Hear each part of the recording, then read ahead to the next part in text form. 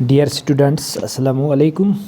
आज आप अपनी स्क्रीन पर देख रहे होंगे कि सब्जेक्ट जो मैथ्स हैं इसका मॉडल पेपर हम सॉल्व करने जा रहे हैं। जो इस साल आपको 2024 में एग्ज़ाम दिखेगा वो किस प्रकार का होगा, किस पैटर्न का होगा और किस टाइप के क्वेश्चंस इसमें दिखेंगे, वही हम इस मॉडल पेपर में डिस्कस करेंगे। Let us start. तो पहला क्वेश्चन जो है ये सेक्शन ए से है। सेक्शन ए में टोटल 1 से लेकर 20 तक यानी टोटल 20 क्वेश्चन है 1 मार्क्स के। कहीं पर आर भी आपको देखने को मिलेगा। फिर सेक्शन बी जो है वो 21 से लेकर 26 तक है। इसमें 2 मार्क्स के 3 क्वेश्चन होंगे यानी कुल मिला के 6 मार्क्स। फिर 27 से लेकर 34 तक 3 मार्क्स के 8 क्वेश्चन होंगे। और फिर सेक्शन डी से 35 से लेकर 40 तक 6 क्वेश्चन होंगे और उनमें आर आपको दिखेगा। तो हर एक सेक्शन कंपलसरी है। तो बिना टाइम ज़ाय किए हम क्वेश्चंस को सॉल्व कर लेते हैं। पहला क्वेश्चन है the number 1 minus root 3 is 1 minus root 3 जो है ये क्या है।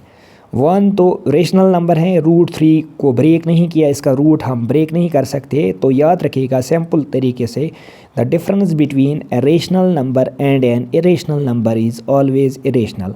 तो हमें ऑप्शन क्या क्या है। पहला ऑप्शन है इवन नंबर, दूसरा है रेशनल नंबर, तीसरा है ऑड, चौथा है रेशनल। तो मैंने ये भी बताया the difference between rational and an irrational number is irrational.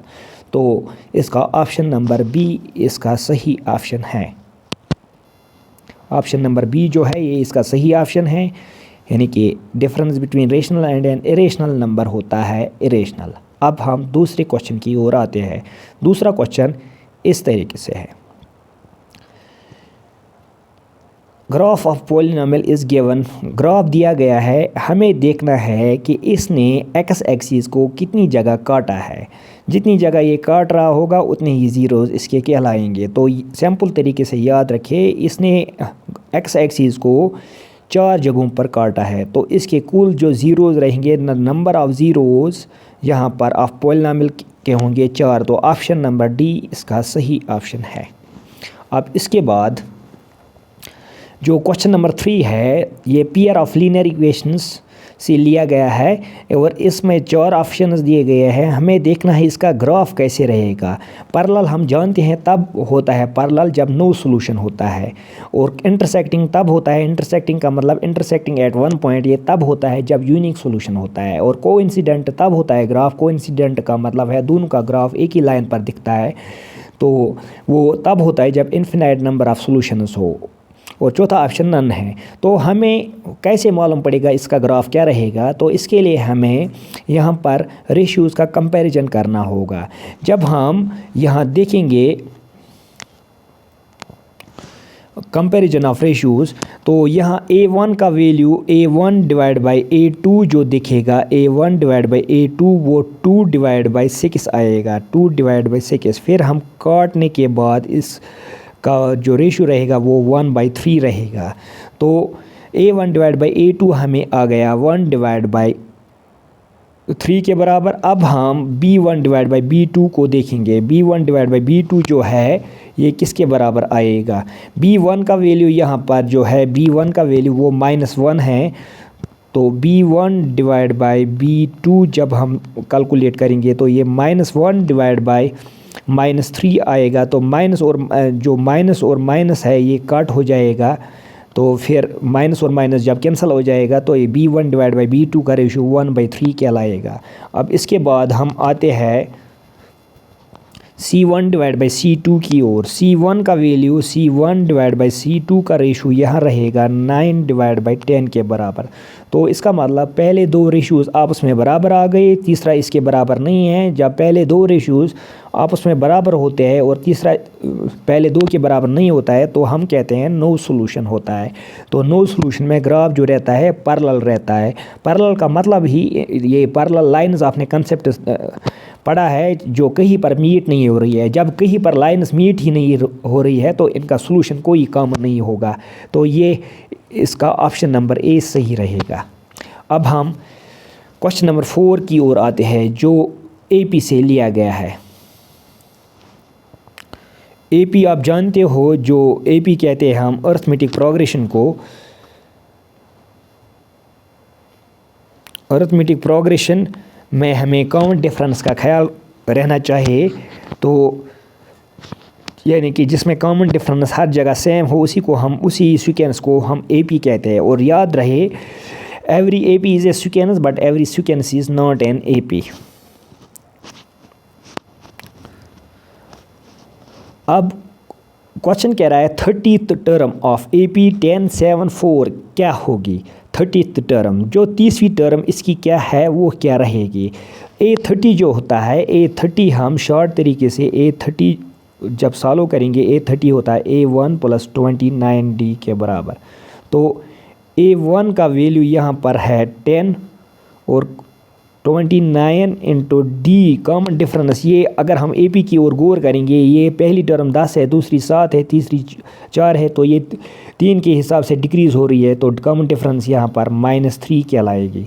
तो अगर इसको सिंपलीफाई करेंगे तो 10 प्लस माइनस माइनस होता है, 29 - 3 जो है प्लस माइनस माइनस, तो 29 × 3 होता है 87। जब प्लस माइनस हम देखेंगे, यानी 10 में 87 हमें निकालने हैं, तो इसका जो ऑप्शन रहेगा -77 रहेगा। और -77 जो है वो हमारा ऑप्शन नंबर सी है। तो ऑप्शन नंबर सी इसका राइट ऑप्शन है।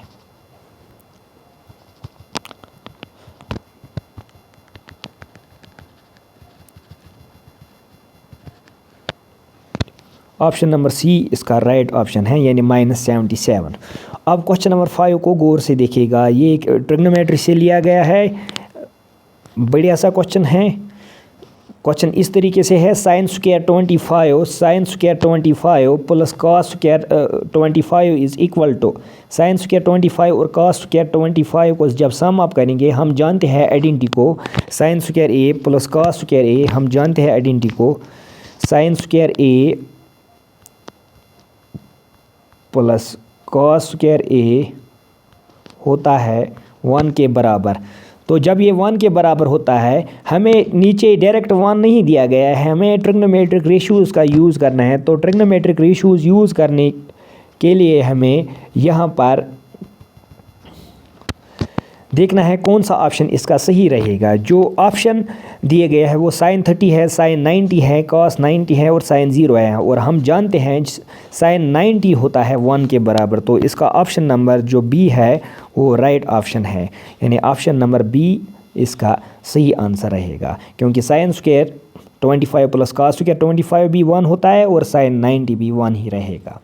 अब एक और बढ़िया क्वेश्चन है जो कोऑर्डिनेट ज्योमेट्री से लिया गया है। कोऑर्डिनेट ज्योमेट्री का question, abscissa of any point on Y axis is. Abscissa दूसरा नाम है एक्स कोऑर्डिनेट का। जब हम एक्स एक्सिस या वाई एक्सिस बना लेते हैं, तो एक्स एक्सिस और वाई एक्सिस जब बना लेते हैं हम ऐसे,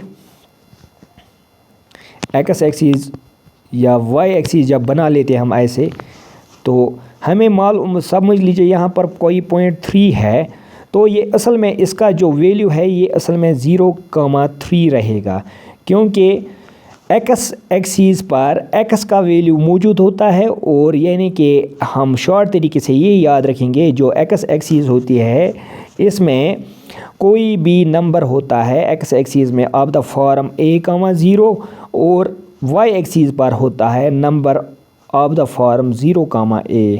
तो यहाँ पर क्वेश्चन का मतलब ये है कि वाई एक्सिस पर एक्स का वैल्यू क्या रहेगा। हम जानते हैं पहला वैल्यू जो होता है ये एक्स का होता है और दूसरा वैल्यू होता है वाई का वैल्यू। पहला वैल्यू होता है एक्स का वैल्यू और दूसरा वैल्यू होता है वाई का वैल्यू। तो जो मैंने अभी बताया, वाई एक्सिस पर जो रहता है कोई भी number of the form 0,a form में, तो इसका मतलब ये एक्स का वैल्यू पहला जो है ये एक्स का वैल्यू कहलाएगा। एक्स का वैल्यू यहाँ पर रहेगा, एक्स का वैल्यू जो है वो 0 कहलाएगा। तो abscissa of any point on Y axis is of the form that will be 0, यानी कि option number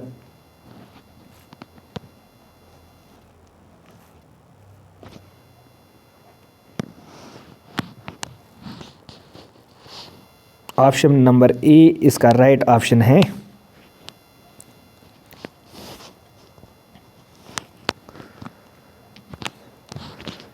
option number A इसका राइट ऑप्शन रहेगा, यानी कि abscissa of any point on Y axis is 0।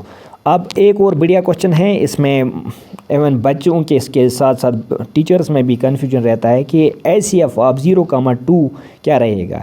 जहाँ तक 0 की बात है, 0 के इन्फिनाइट नंबर ऑफ फैक्टर्स है, यानी कि 0 के जो फैक्टर्स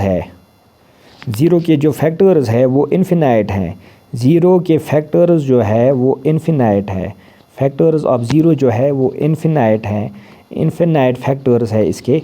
तो हम यहाँ पर एक कंजक्शर में रहते हैं कि क्या हम इसका HCF लेंगे, मगर जब हम इसी 0 को कंपैरिजन करते हैं किसी भी नंबर के साथ, जैसे मान लीजिए हमने किसी नंबर को लिया एनी नंबर A, अगर हमें 0 और A होगा, इसके दरमियान हमें HCF ढूंढना है, तो इसका HCF A क्या लाएगा।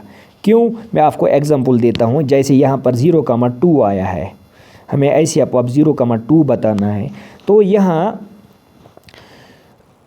0 को हम लिख सकते हैं 0 × 2, वहीं पर 2 को हम लिख सकते हैं 1 × 2। 1 2 2 होता है, तो HCF हम जानते हैं हाईएस्ट कॉमन फैक्टर, तो यहाँ पर HCF जो इसका रहेगा वो 2 रहेगा, क्योंकि हाईएस्ट कॉमन उस वक़्त वही नंबर होगा इनके बीच कॉमन फैक्टर हाईएस्ट जिसके साथ हम 0 को कंपैरिजन कर रहे हैं। तो ऑप्शन नंबर बी इसका सही ऑप्शन है, यानी 2 इसका HCF कहलाएगा। अब क्वेश्चन नंबर 8 की ओर आते हैं। बढ़िया सा क्वेश्चन है ये प्रोबेबिलिटी से लिया गया है। Question number 8, getting a natural number greater than 0 is an example of. Natural number 0 जो है, इसको हम अगर 0 की बात करेंगे, ये जो 0 है, हमें नेचुरल नंबर ढूंढना है 0 से बड़ा, जो 0 से बड़ा है नेचुरल नंबर ग्रेटर देन 0।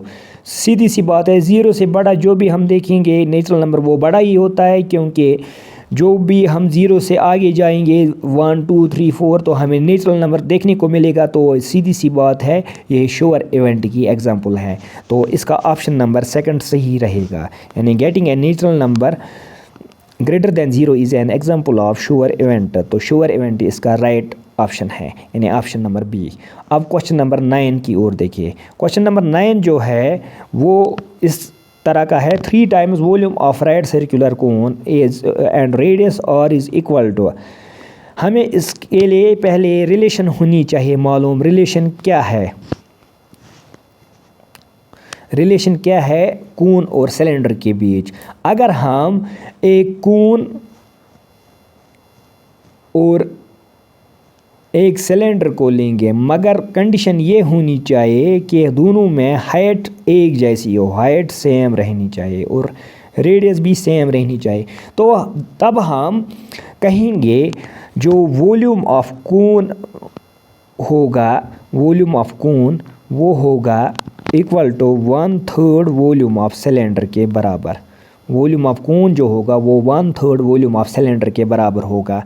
तो इसके लिए हमें वॉल्यूम ऑफ सिलेंडर की फार्मूला मालूम होनी चाहिए। तो वॉल्यूम ऑफ सिलेंडर जो होता है, हम जानते हैं वॉल्यूम ऑफ सिलेंडर जो होता है, वॉल्यूम ऑफ सिलेंडर होता है वो होता है πr² के बराबर। मगर हमने ये भी पढ़ा वॉल्यूम ऑफ कोन होता है, हमने अभी पढ़ा वॉल्यूम ऑफ कोन जो होता है, वॉल्यूम ऑफ कोन वो होता है 1/3 वॉल्यूम ऑफ सिलेंडर। तो इसका मतलब ये रहा कि हमें 1/3 × πr² लेना है, तो ये वॉल्यूम ऑफ कोन कहलाएगा। मगर इसी 3 को जो इसके नीचे है वो इसकी ओर खींचेंगे तो ये 3 टाइम्स वॉल्यूम ऑफ कोन कहलाएगा। यानी लास्ट पर हम ये कहेंगे, यानी कि 3 टाइम्स वॉल्यूम ऑफ कोन जो आएगा, जब हम वो नीचे वाला 3 यहाँ खींचेंगे, क्रॉस करेंगे, तो ये वॉल्यूम ऑफ सिलेंडर के बराबर रहेगा। तो क्वेश्चन भी यही पूछ रहा है कि 3 times volume of right circular cone of given height h and radius equal to this will be equal to volume of cylinder, यानी कि ऑप्शन नंबर बी जो है ये इसका सही ऑप्शन रहेगा।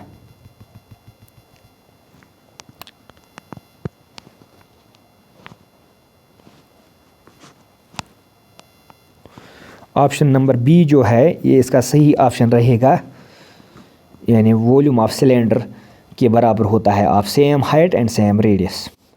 अब इसके बाद हम आते हैं क्वेश्चन नंबर 10 की ओर। क्वेश्चन नंबर 10 जो लिया गया है ये क्वाड्रेटिक इक्वेशन से है। क्वाड्रेटिक इक्वेशन इसमें हमें देखना है कि क्वाड्रेटिक इक्वेशन कौन सी है। क्वाड्रेटिक इक्वेशन की जो जनरल फॉर्म है, हम जानते हैं क्वाड्रेटिक इक्वेशन की जनरल फॉर्म या स्टैंडर्ड फॉर्म कहिए तो वो होती है बराबर ax² plus bx plus c equals to 0। फिर कंडीशन ये है कि a 0 नहीं होनी चाहिए। अगर a 0 रहेगा तो पहली टर्म वेनिश हो जाएगी, क्योंकि क्वाड्रेटिक इक्वेशन की हाईएस्ट डिग्री 2 होती है। जब a का वैल्यू 0 क्या लगेगा तो ये टर्म ही वेनिश हो जाएगी, और वेनिश होने के बाद फिर यहाँ डिग्री 2 नहीं रहेगी। तो इसीलिए हम कहते हैं a का वैल्यू 0 नहीं होना चाहिए, और b और c हो सकते हैं 0, मगर साथ में ये याद रखें a b c जो है ये रियल नंबर्स होते हैं, ये रियल नंबर्स होते हैं। तो अब इसके बाद हम ऑप्शंस की ओर जाएंगे कि कौन सी इक्वेशन क्वाड्रेटिक इक्वेशन है, क्या इसका राइट ऑप्शन रहेगा। तो ज़रा देखिए, पहला ऑप्शन जो है 1 + x² plus √x equals to 0, मगर यहाँ पर रूट एक x पर आया है, तो x रूट का वैल्यू हम जानते हैं, रूट का वैल्यू होता है 1/2 और x का पावर फिर 1/2 रहेगा। तो 1/2 यानी कि डिग्री ऑफ वेरिएबल जो होती है वो ऑलवेज़ होती है, ख़ासतौर जब हम कहते हैं डिग्री ऑफ ए पॉलिनोमियल तब हम होल नंबर कहते हैं, मगर जब हम वेरिएबल की बात करते हैं तो हम कहते हैं ये नेचुरल नंबर होना चाहिए। तो फ्रैक्शन में डिग्री नहीं होती है, इसलिए पहला ऑप्शन जो है ये इसका राइट ऑप्शन नहीं रहेगा। यानी पहले ऑप्शन जो है ये क्वाड्रेटिक इक्वेशन नहीं है, इसको हम क्रॉस मानेंगे। अब दूसरा ऑप्शन जो है, दूसरे ऑप्शन को देखिए गौर से। दूसरा ऑप्शन जो है इसमें आया है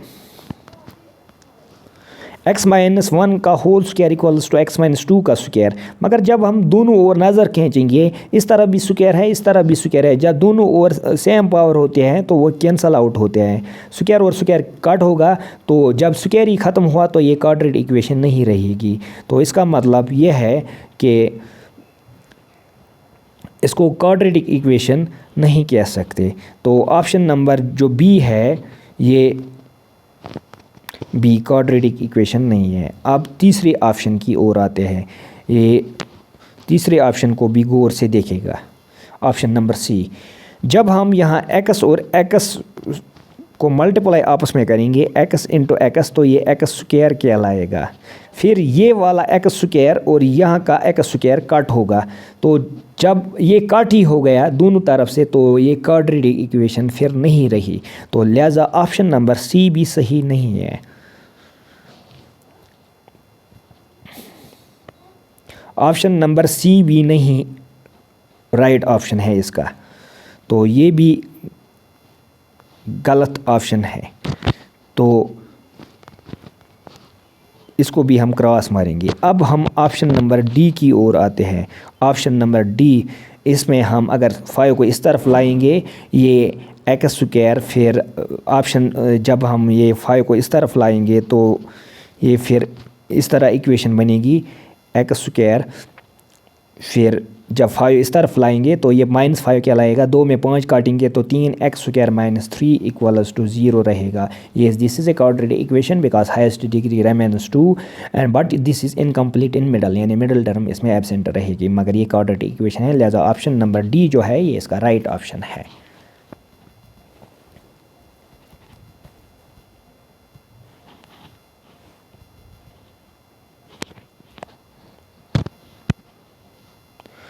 अब प्राइम फैक्टराइजेशन ऑफ 1001 ये रियल नंबर से लिया गया है। अगर हम इन्हीं फैक्टर से चेक करना चाहेंगे 1001 को, अगर इनमें कोई भी ऑप्शन ड्रॉप हुआ यानी कि कोई भी फैक्टर ड्रॉप हुआ तो ये इसके प्राइम फैक्टर नहीं कहलाएंगे, तो तब इसका ऑप्शन फॉल्स आएगा। पहले हम चेक कर लेते हैं 1001 को। पहले हम 7 से ही शुरू करेंगे। 7 से जब इसको फैक्टराइज 7 1 7 यहाँ से 3 रह गए तो 30 बन जाएगा। 7 4 28, फिर 2 रह गए 7 3 21, फिर 11 इंटू 13 कहलाएगा 143। तो फिर 13 कहलाएगा। तो हमने पाया 7 इंटू 11 इंटू 13 इसका फैक्टर रहा जो प्राइम फैक्टर है इसका। तो प्राइम फैक्टराइजेशन में इसके जो फैक्टर्स रहेंगे 1001 के वो 7 इंटू 11 इंटू 13 रहेंगे। तो लिहाजा ये जो है ये ट्रू कहलाएगी। इसके दो ही ऑप्शन थे, ट्रू और फॉल्स था इसका ऑप्शन, तो हमें यहाँ पर इसका ऑप्शन रहेगा वो ट्रू रहेगा। ट्रू ऑप्शन इसका सही है। अब हम नेक्स्ट की ओर आते हैं। नेक्स्ट जो है ये AP से लिया गया है। Sum of first n natural numbers is, और आपकी जानकारी के लिए मैं बता देता हूँ कि ये जो नेचुरल नंबर्स का sum of first n natural numbers calculate किया था वो गॉस ने किया था। इसको जीनस गॉस कहा जाता था, क्या आज भी कहा जाता है, क्योंकि ये तब 10 साल का था और अपने टीचर के पास ट्यूशन लेता था। तो वहाँ पर इसको टीचर ने क्वेश्चन छोड़े तो इसने वही क्वेश्चन नहीं किए जो इसको टीचर ने सेटअप किए, बल्कि इसने बहुत सारे क्वेश्चन सॉल्व किए। तो इस तरीके से इसने कंसेप्ट लाया sum of first n natural numbers का, यानी ये तब 10 साल का सिर्फ था। तो sum of first n natural numbers जो हम ढूंढते हैं वो इस फार्मूला के ज़रिए ढूंढा जाता है। याद रही ये formula n into n+1 divide by 2। Sum of first N natural numbers ये होता है n into n+1 divide by 2। मैं एग्जांपल देता हूँ, जैसे आपको 1 से लेकर 1 2 3 इसी तरह 10 तक सम करना हो या 100 तक सम करना हो, आप सीधा लिख सकते हो 10 इंटू 10+1 डिवाइड बाई 2। फिर यहाँ काट सकते हो 2 1s यानी 2 1s 2 2 5s 10, फिर 5 इंटू 11 दैट विल बी 55। फिर इस तरीके से बहुत सारी एग्जांपल्स आप खुद भी कर सकते हो।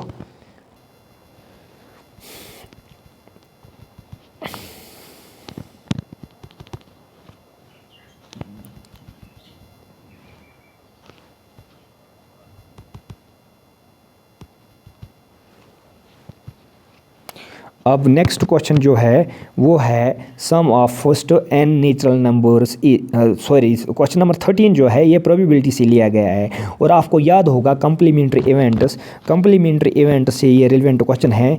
2 इवेंट्स को तब हम कम्प्लीमेंट्री कहते हैं जब probability of an event plus probability of event not को हम ई बार से डिनोट करते हैं 1 के बराबर होता है, तब हम इनको कम्प्लीमेंट्री इवेंट्स कहते हैं। और यहाँ पर एग्जामिनर आपको कन्फ्यूजन में डाल सकता है, चेक कर सकता है इन्होंने कंसेप्ट अच्छी तरह समझ लिया है या नहीं, तो वो ए से या किसी और चीज़ से इसको बदल सकता है।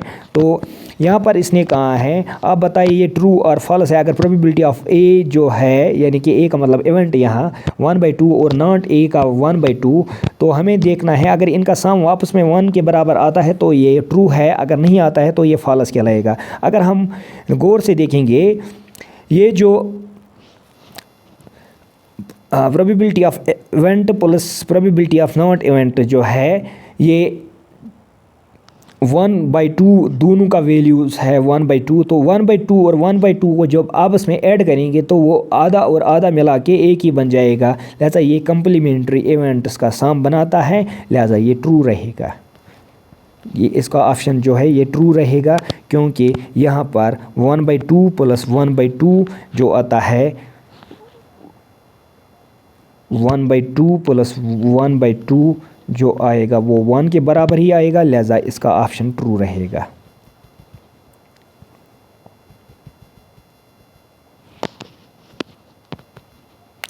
अब all dash triangles are similar, all dash triangles are similar, triangle से लिया गया है, एक ही ऑब्जेक्टिव आपको वहाँ पर भी दिखेगा ट्रायंगल से। All equilateral triangles are similar, इसका जो आंसर रहेगा equilateral triangles all equilateral triangles are similar. अब नेक्स्ट है a circle can have dash dash parallel tangents at most. एक सर्कल के कितने पैरेलल टेंजेंट्स होते हैं, तो दो ही एट ए टाइम पैरेलल होंगे, तो a circle can have two parallel tangents at most.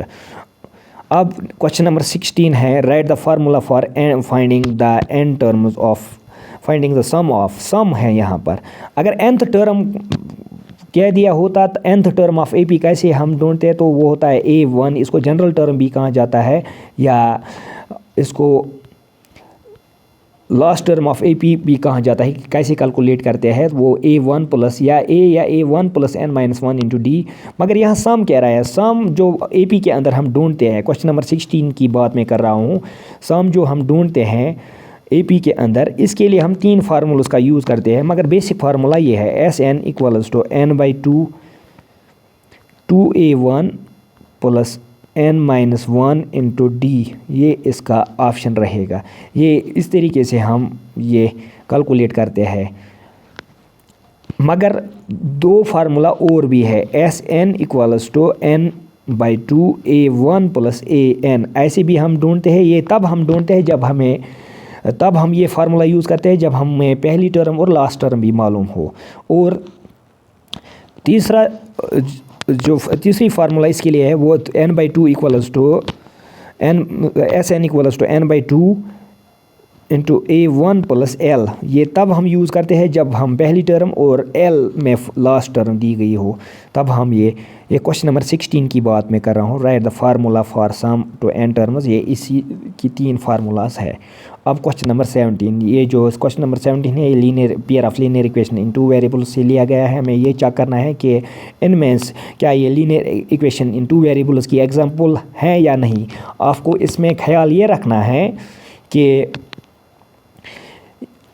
इसमें वेरिएबल जो 2 यूज़ हुए, क्या इनकी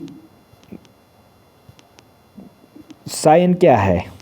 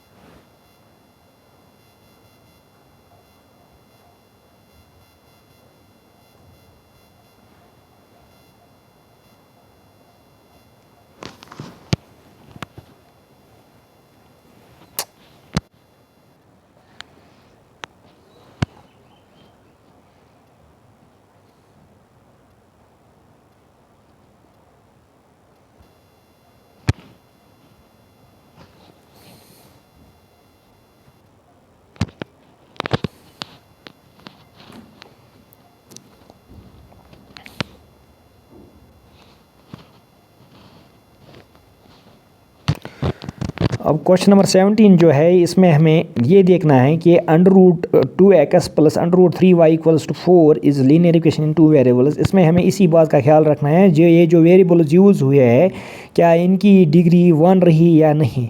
अगर इनकी डिग्री 1 को छोड़कर फ्रैक्शन या 1 से ग्रेटर देन हो, तो ये लीनियर इक्वेशन इन 2 वेरिएबल्स की एग्जांपल नहीं कहलाएगी, क्योंकि लीनियर का मतलब है ऐसी इक्वेशन जिसकी हाईएस्ट डिग्री 1 हो। मगर किस चीज़ की डिग्री, वेरिएबल्स की डिग्री होनी चाहिए 1। मगर यहाँ 2 वेरिएबल्स की बात हो रही है, तो 2 वेरिएबल्स के अंदर इनमें दोनों की जगह हमें देखना है, 2 वेरिएबल्स जो है इनमें डिग्री 1 रही या नहीं है। यहाँ तो 1 दोनों जगह है, तो लिहाजा ये ट्रू कहलाएगी। अब इसके बाद क्वेश्चन नंबर 18 जो है ये आ रहा है। क्वेश्चन नंबर 18 जो है,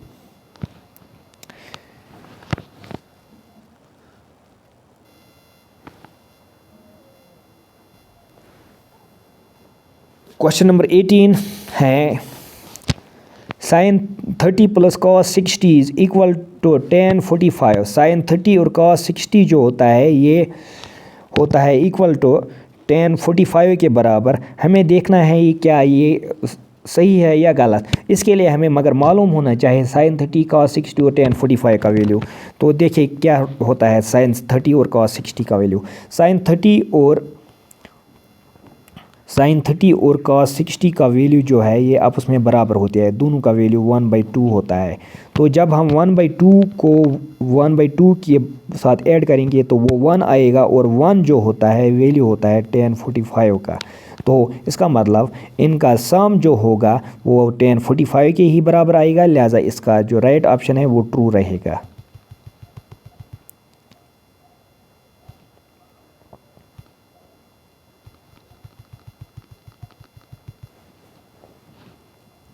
वो ट्रू रहेगा यहाँ पर।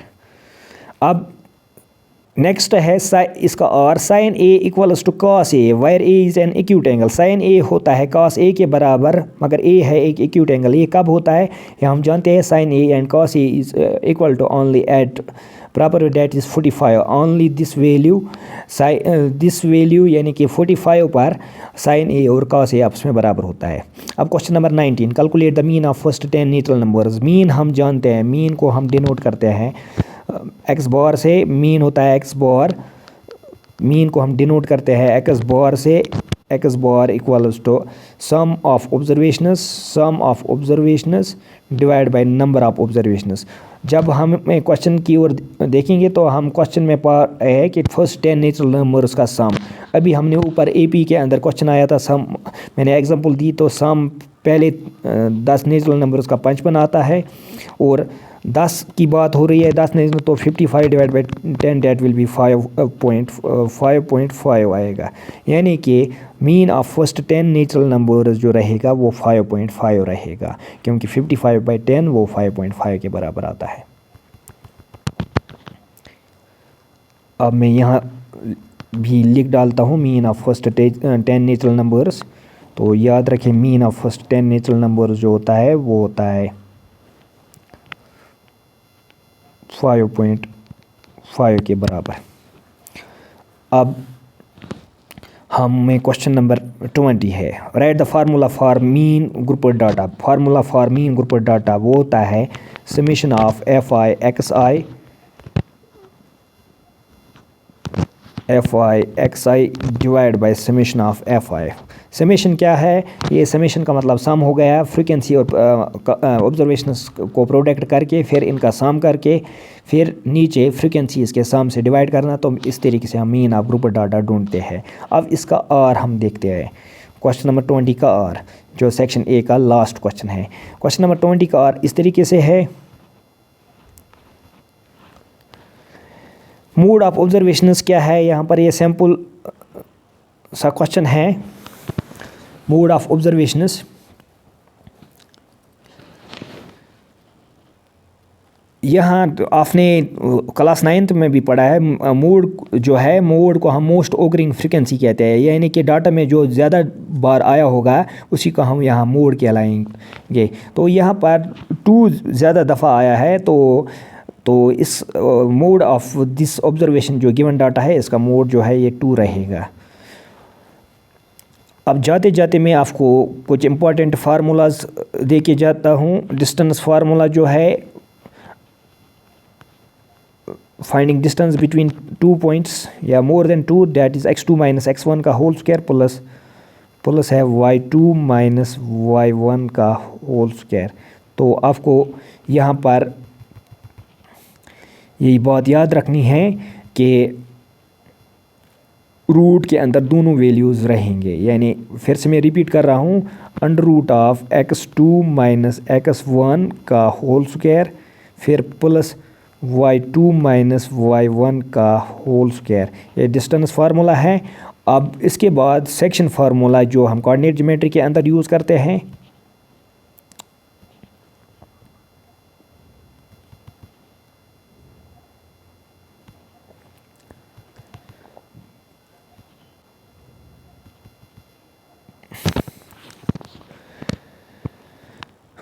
सेक्शन फार्मूला, इसके लिए मैंने ट्रिक आपके साथ शेयर की है। आप ऐसे अगर आपको x लिखना हो तो याद रखिएगा x इज इक्वल टू 1 + 2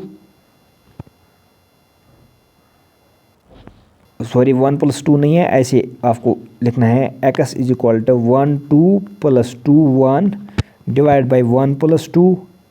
यानी ये क्या है, जब x की बात हो रही है तो यहाँ m और यहाँ x छोड़ना है, यहाँ m और यहाँ x छोड़ना है। इसका मतलब ये m2 x1 m1 x2 + m2 x1 कहलाएगा, नीचे m1 + m2 कहलाएगा। ये x का वैल्यू। अब y का वैल्यू यहाँ पर भी लिखना है 1 2 + 2 1 डिवाइड बाई 1+2। तो यहाँ पर क्या लगेगा, ये m1 y2 + m2 y1 नीचे m1 + m2। अब अगर मिड पॉइंट फार्मूला यूज़ करनी हो, जैसे आपने सर्कल्स के अंदर एक क्वेश्चन देखा है, find the centre of circle whose find the value of a whose center is given and also the b is value of b is given where ab is diameter। तो उस वक्त हम mid point formula use करेंगे। Mid point formula क्या होती है जो coordinate geometry के अंदर यूज़ हम करते हैं।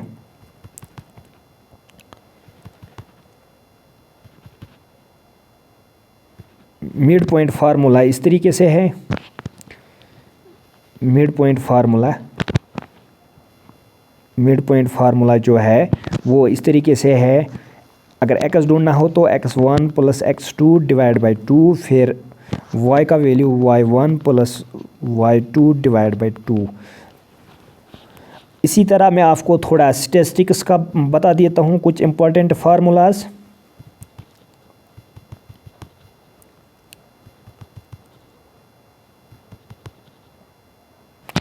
स्टैटिस्टिक्स के अंदर अगर आपको डायरेक्टली मीन निकालना हो, यानी मीन हम 3 तरीक़ों से निकाल लेते हैं। मीन के 3 मेथड्स हैं। मीन ढूंढने के लिए 3 मेथड्स है। एक है डीएम मेथड यानी direct mean method. Direct mean method जो है वो होती है, उसमें हम मीन ऐसे निकालते हैं, summation of fi xi divide by summation of fi। ये डायरेक्टली हम निकाल लेते हैं। इसको डायरेक्ट मीन मेथड कहा जाता है, मगर इसमें टाइम ज़्यादा लग जाता है। फिर हम इसके बाद एक और मेथड यूज़ करते हैं जिसको हम एज्यूम्ड मीन मेथड के नाम से जानते हैं। तो वहाँ पर मीन हम ऐसे कैलकुलेट करते हैं, assumed mean plus summation of fi, और यहाँ पर हम यूज़ करते हैं di का, और नीचे हम छोड़ते हैं fi और इनटू करते हैं यहाँ पर h होता है क्लास साइज़। और तीसरी फार्मूला जो मीन ढूंढने के लिए हैं वो step division method, step division mean कहते हैं। स्टेप डिवीजन, और जिस मेथड के ज़रिए ढूंढते हैं उसको स्टेप डिवीजन मेथड कहा जाता है। इसमें हम मीन ढूंढते हैं ऐसे, assumed plus summation of fi ui divide by summation of fi into h। अब इसके बाद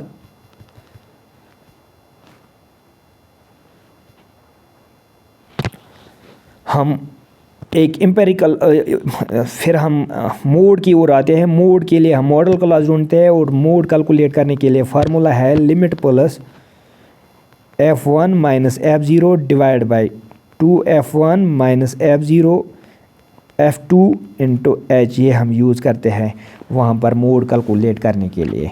मगर मोड के लिए हम पहले मॉडल क्लास लेते हैं, और f1 होती है उस क्लास इंटरवल की फ्रीक्वेंसी जिसकी जो फ्रीक्वेंसी ज़्यादा हो। फिर f0 उसके अल्टरनेट में नीचे आती है, और f2 उसके f1 के ऊपर आती है। जिसकी फ्रीक्वेंसी ज़्यादा हो उसके नीचे रहता है f0, और जिसके फ्रीक्वेंसी मतलब f1 के बाद जो ऊपर आ रहा हो उसके बाद जो आ रहा है वो f2 कहलाता है। और h होता है डिफरेंस बिटवीन क्लास इंटरवल्स में जो गैप होती है, यानी कि क्लास साइज़, वो हम लेते हैं h का वैल्यू। फिर इसके बाद मीडियन की फार्मूला मैं आपके साथ शेयर कर रहा हूँ। मीडियन की फार्मूला इस तरीके से है।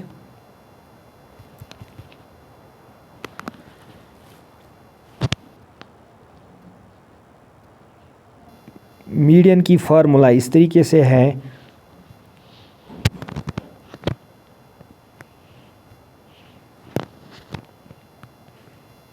मीडियन जो है